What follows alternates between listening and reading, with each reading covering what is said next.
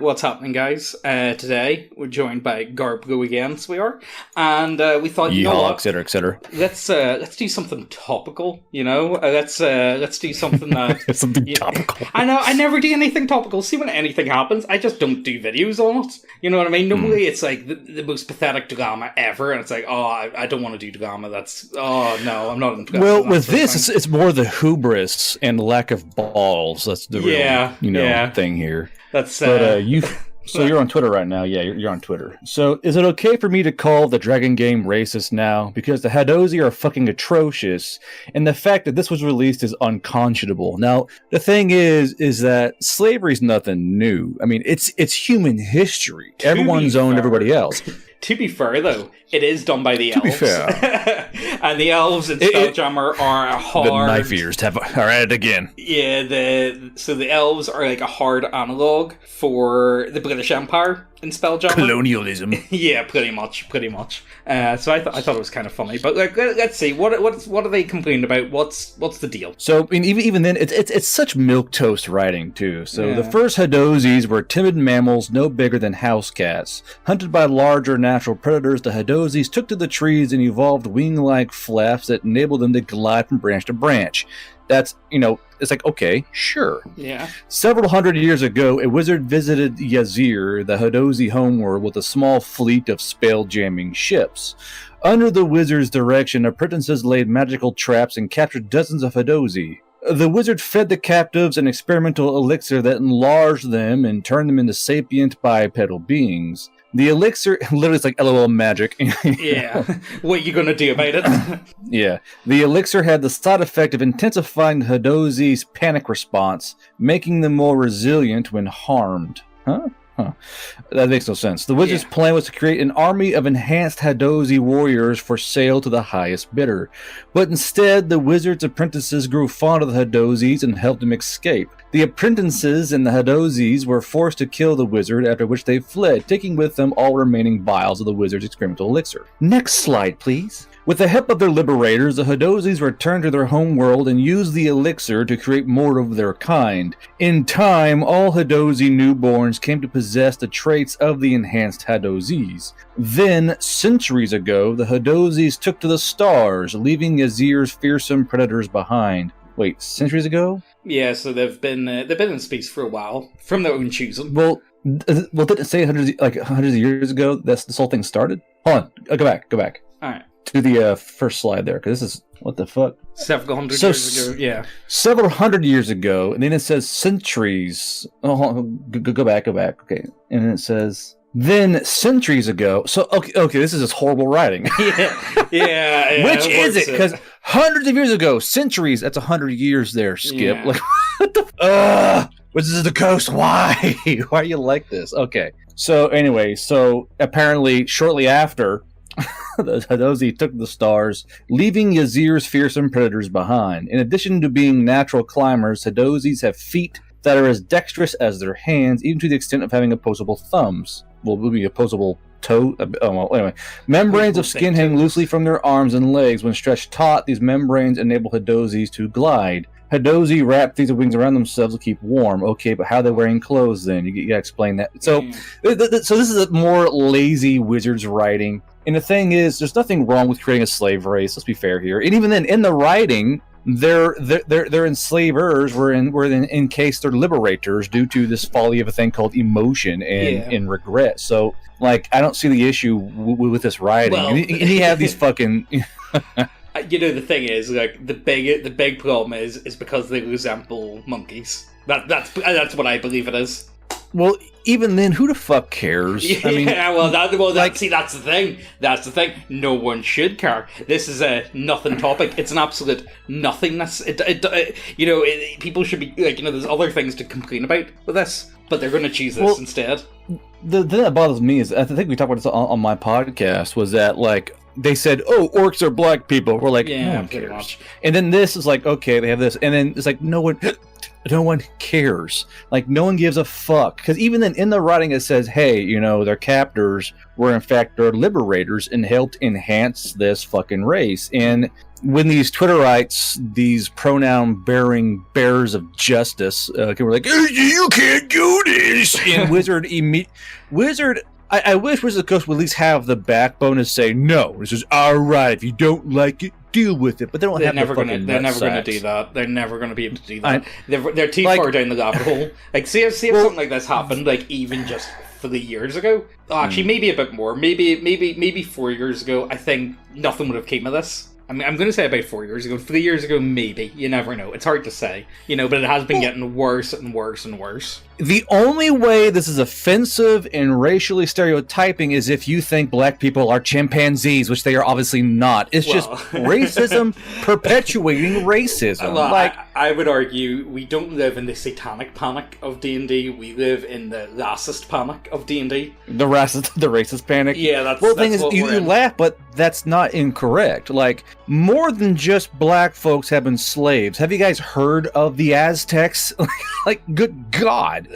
Like, a lot of people have done really horrible things, but here I've got this post up, which I think is the real decider on what's pushing people over the edge. So first of all, they were brought about as like kind of like a slave race, but they never fully became a slave race. They were liberated before anything like that happened. So they have potential, but they never were. I think the biggest thing so far is because they resemble like flying monkeys. But this is the big bit that's getting people. So personality. Most Hadozee were innately and actively curious and were unquenchable optimists. This latter quality lent itself to a tendency to tell dark jokes at inappropriate times, which is pure doomer humor, and they should have kept that.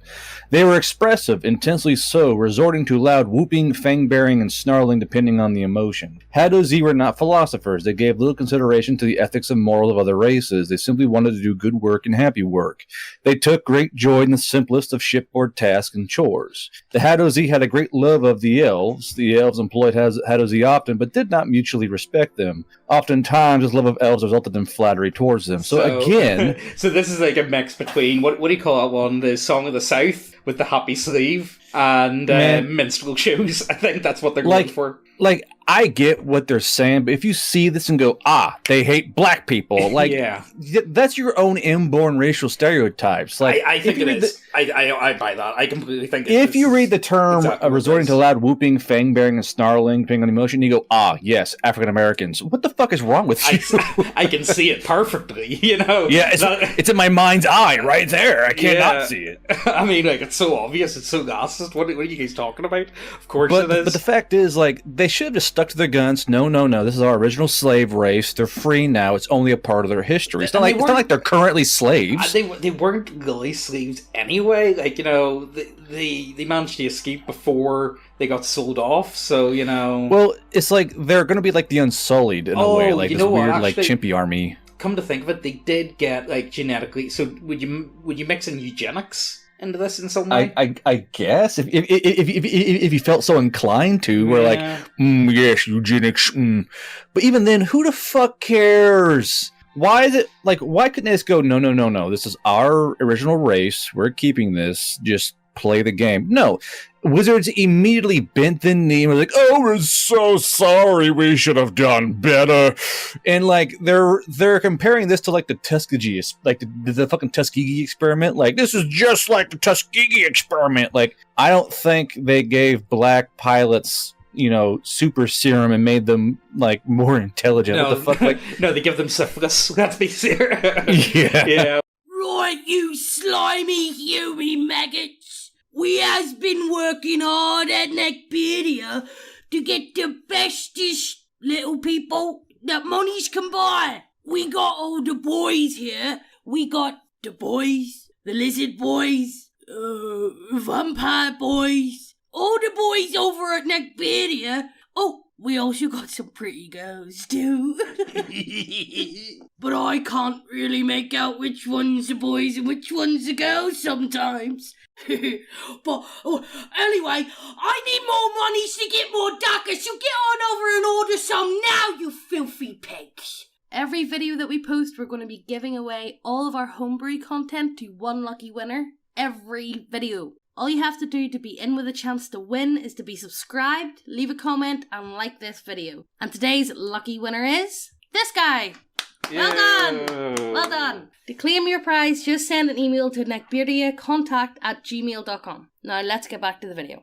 So this is by Justin Carter of Gizmodo, which is already a fucking shit show. Yeah. So he says, Dungeons & Dragons recently released this new box set, Spelljammer: Adventures in Space, a revamp of the original 1989 setting, which allowed players to have campaigns in the stars rather than on the ground.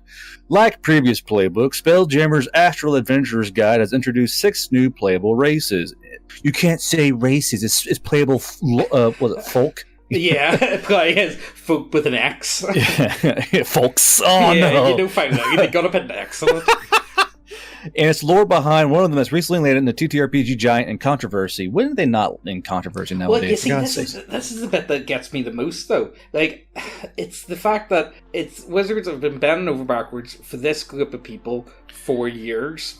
And what do you know? They've finally turned around to bit them, because it's like, Wizards, do the dance. You do the dance. You do all the stuff that we need to have be done. You keep doing it. It is like they keep it going. You know what I mean? Like, they bent backwards so far, they're now like staring at their own fucking anus at this own point, and they decided to just bite their own anus. I don't even think they couldn't do anything more, though. Like, I don't think there's any way. That's the thing. Wizards' fault for putting themselves in this situation. There's no pleasing these people ever. But anyway, so previously revealed in the lead up to Spelljammer's release, the Hadozee are a race of flying monkey aliens, which is literally a toss up for every Wizard of Oz reference you can have. And according to the lore, the Hadozee were kidnapped, experimented on by a wizard with the express intent to sell them as a magically enhanced soldiers, and the Hadozee later rose up and killed the wizard. Is that not like a great Rudy story? Underdog story. You know what I mean? It's the default underdog story. You know what I mean? I mean,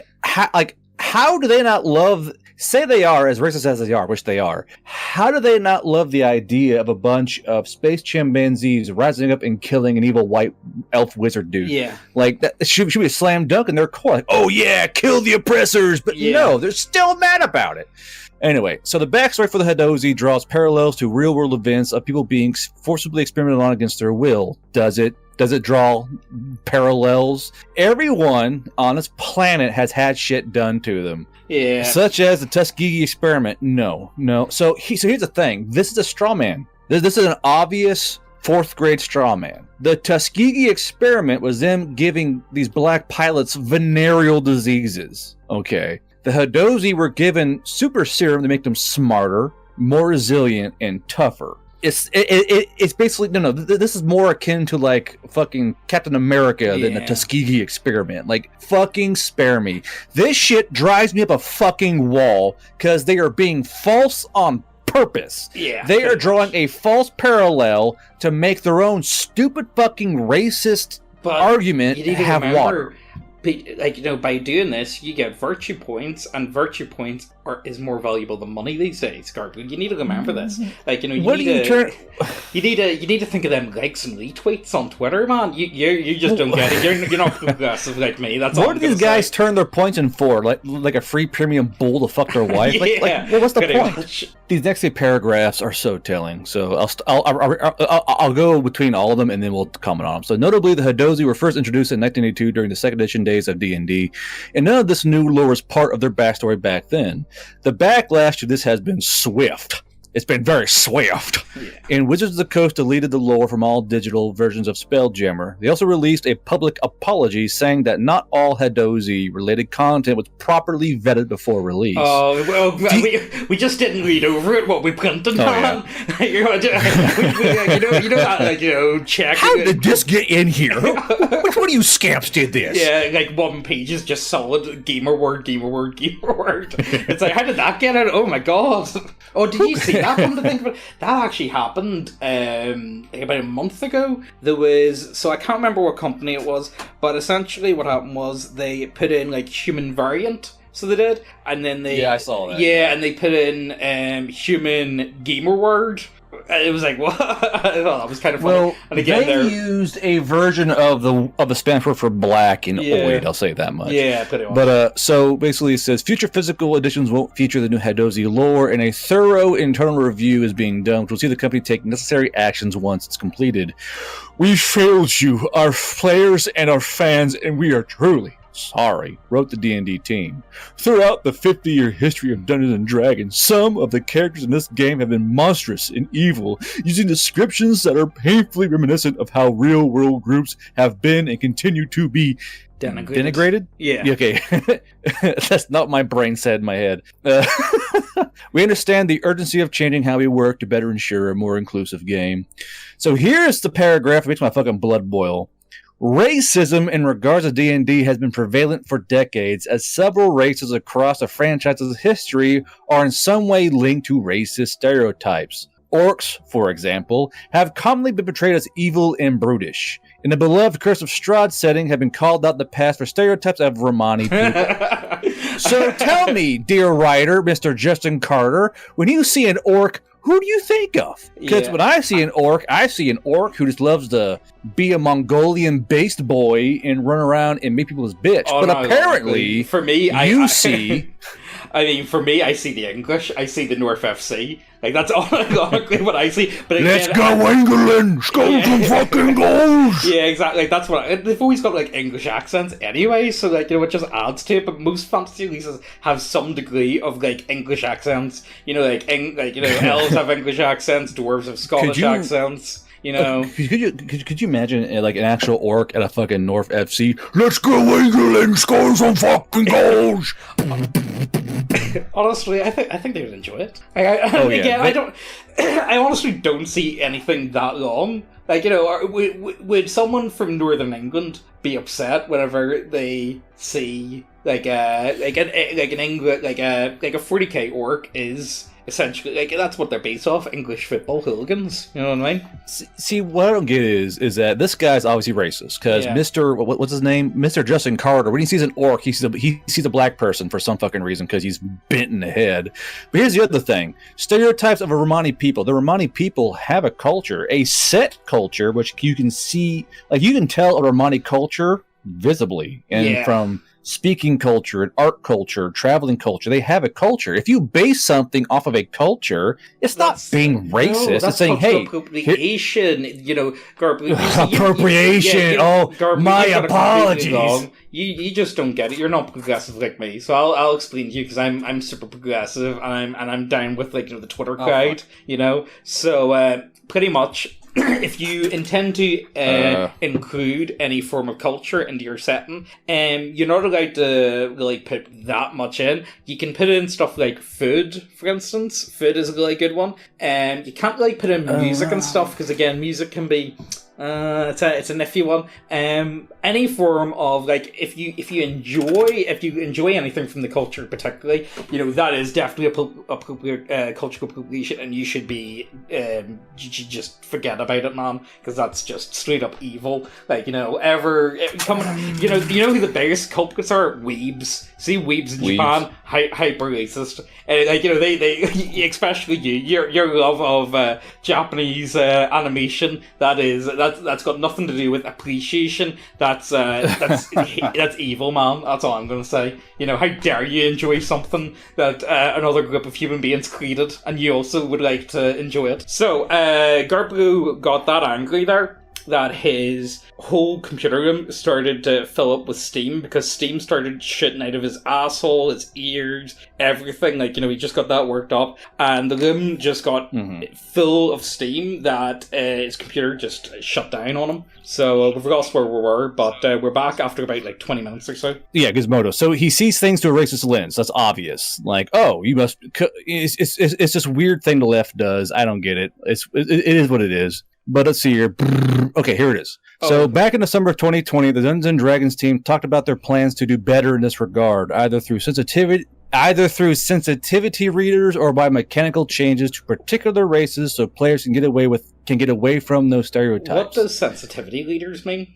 I have no idea. Like, I swear to God, this company is so full of soy now, the Japanese could press them together and make fucking tofu out of their fucking juices at this point. It's fucking ridiculous. So earlier in the summer, the Radiant Citadel anthology was notable for having every adventure created by a person of color. I don't even want to get into Radiant Citadel. It's absolutely ridiculous. It's a huge to-do. There's plenty of videos talking about it. Go check out one of the many. That alone's like a 1 hour video of this. Just fucking, it's ridiculous. You know, the thing is, if you told people about it and they didn't actually know anything about D&D, they wouldn't believe you. They wouldn't believe that it's actually half as woke as what people say it is. People would look at you and be like, "Oh, the nerds are garden again." It's like, you know what they would think? They would think of, "Oh, it's 2003 again, or 2002, and the nerds are garden about the Phantom Menace." You know what I mean? Like, they're garden about the prequels, and that's exactly what people would say. "Oh, they just need to get off the computers, and they don't, you know, they have to get out there and touch glass or whatever." You know what I'm on about. Go touch glass. I honestly do believe the majority of the hyper left leaning people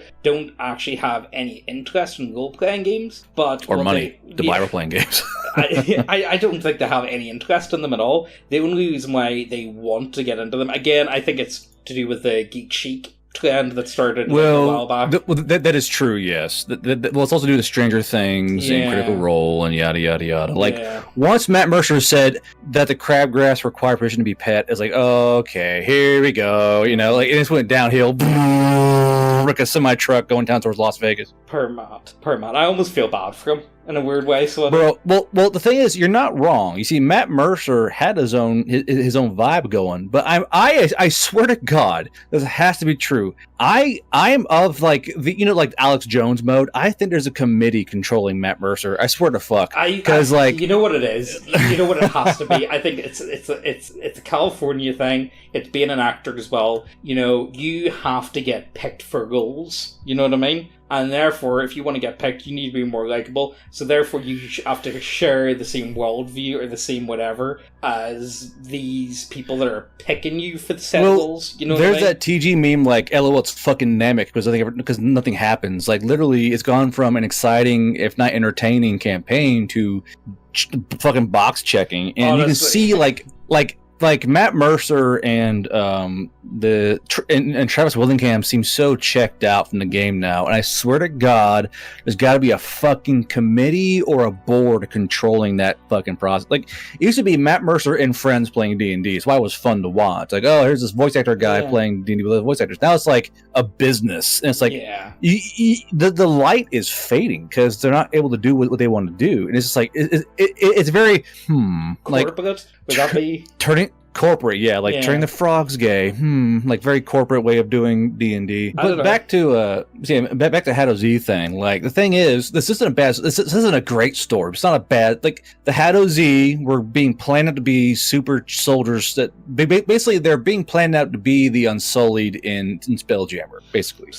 But here's the thing, chat and those listening, they wrote the Hadozee as uprising against their masters, more or less, with the help of saboteurs from within the master plan.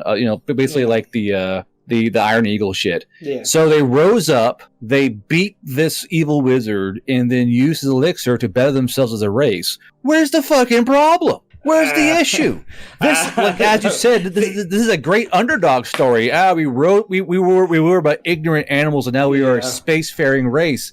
That's a great fucking story. It's got legs. It's a nothing story, but because it's such a nothing story, it is a story, and that's kind of why I wanted to do it. Because it just doesn't, this whole thing just does not matter. It shouldn't matter, and I refuse to believe it will. Well, you know what? It will matter. I believe this is going to be a turning point. I believe this is going to be like the wheelchair. I think the wheelchair to come. Yeah. Oops, sorry, this dungeon's not wheelchair accessible. But the thing is with the wheelchair, it made no sense. No one really cared about it at the time, and the only people that said anything about the wheelchair, everyone just kind of don't be ridiculous. No one's actually going to go with this. And you're telling me in this world of magic you can't just fix your legs? Yeah, pretty much. I choose to be crippled. Weird flex, but okay. Yeah. What I love the most about about these types is, like, you know, they like to, they're, like, you know, let's be serious, they tend to be city-dwelling individuals. Oh, yeah. And they like to put themselves out as, you know, we're very City-dwelling, bull renting, we know all about your woes, all your troubles. Come here, we will share in your grief, we will help you. And then it's like, oh, see that redneck over there? Oh my god. That redneck playing D&D with his black friends, the fucking racist. I know, I can't believe you, honestly. You know, it's absolutely vile. But look, I think that's where we're going to end it. Hopefully this all comes together. It's going to be a bit of a janky video because there's a big cut in the middle. But I hope you guys enjoyed. Anything else? Check out the models, check out the website, check out Garblu's channel. Why are you not subscribed to Garblu's channel? Like, what are you actually doing? It's linked down below. Get on it. I actually had some fucking keychains made, dude. Actually quite excited. I'll post a picture in here, but Sticker Mule had a special on keychains, so I thought I'd try them out, and they're actually fucking dope. Hey, very cool, very cool. But yeah, so the thing is, like, to all the viewers out there who are listening, you got to remember that we're not the racist ones. We're the normal people. Hold up, Garfield. I am the racist one. You know, I am the racist. I am the salad. I am the one who racists. Yeah. Like, it's got to the point where I really, like, anyone that actually takes these people seriously needs to really seriously evaluate their lives. Oh, yeah. You just never, like, there's no, I think it's at the point where there's not even any, why you listen to these people? There's no point in listening to them. No matter what you do, they will never be happy with you. Wizards of the Coast has been dancing for these people for years, and what do you know? They're turned on. Yeah. You know what I mean? Like, if Wizards of the Coast, the most progressive, like, as progressive as can be, they're really trying their hardest, and if they can't even keep up with them, you're probably racist, and you're probably not going to be keeping up with them. And let's be serious, in 5 years' time, whatever you're doing today, you're racist. Honestly, I'm telling you that now, Garblu, mine your channels will be deleted in 5 years for being extremely bigotry. I'm serious about that. It's only a matter of time. The only thing I think we've got going for us is more and more people are wising up to it. Even the people that for sure, considered very left leaning, even like just like year or 2 years ago, even they are beginning to get to the point where this is kind of good because I just kind of want to play a game, man. Do you want to just play a game and forget about all this type of stuff? That'd be cool. But anyway, look, that's where we're going to leave it, because if we talk anymore, we're going to go on for another half an hour. I know what you're like, before we go, I want to insert a picture into the viewers' heads. Right? I want you viewers to imagine in your head a Ku Klux Klan member wearing a hood telling you why you're racist. That's literally what this is. Pretty much. There's no other way to put it. It's I mean, like, it's the way the world's turning at the minute, or maybe it's, I'm very lucky for this. I never interact with this type of stuff on a day-to-day basis. I've never actually met anyone like this IRL. I think that's just Northern Ireland, though, in general. We've never... You and your white country of bigots. Yeah, pretty much. I don't know, I see it a lot in England and Scotland, but it doesn't seem to really affect us here, which I can only be happy for. So, we're full, guys. I'm sorry, you're not allowed in. Go away. Alright, Nick, take it away. Right, okay, hope you guys enjoyed. Check out the links down below, all that good stuff, and we'll see you next time. Bye-bye. Alright, just give me a translucent silence.